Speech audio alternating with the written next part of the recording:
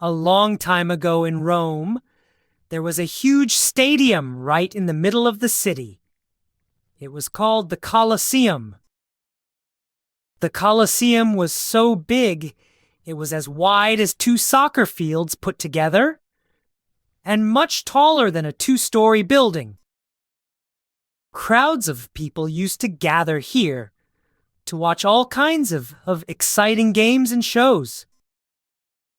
Today, we're going to explore this amazing Colosseum and find out what made it so special. Gladiators were special fighters who trained really hard for battles. A long time ago, most gladiators were actually prisoners or people who had been made slaves. But as time went on, some free people chose to become gladiators too. Some joined to help their families, and others dreamed of a better life. Some gladiators became as famous as sports stars are today. People cheered for them, and everyone knew their names. Why did they choose to fight in such dangerous games? Some wanted to win their freedom, while others hoped for riches or to become famous. So, how did these gladiators really fight with swords and shields in the arena? Let's find out. Gladiators came out into the center of the Colosseum wearing shiny armor. They carried real swords, shields, and all kinds of different weapons. The sun was bright, and everyone watched as the gladiators marched into the arena, each holding their special gear. The crowd went wild when they saw the gladiators. People cheered and shouted their favorite names.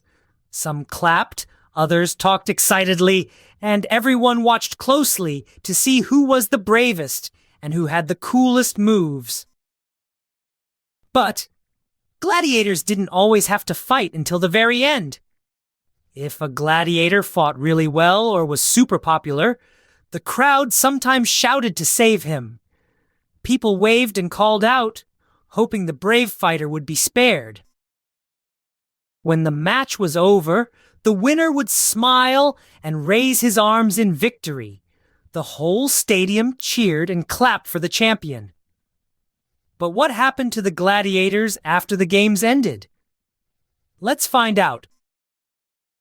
The winning gladiator stood in the middle of the arena with his arms held high.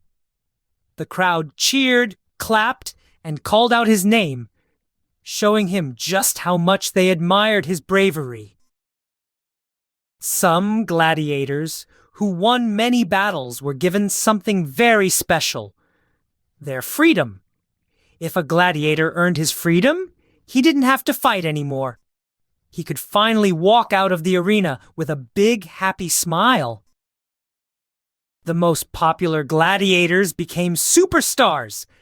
They were famous, just like today's athletes or movie heroes. Fans waved at them and even threw flowers to show their love. Colosseum games were a huge event for everyone in Rome. People came with their families and friends, cheered together, and sometimes even felt sad together.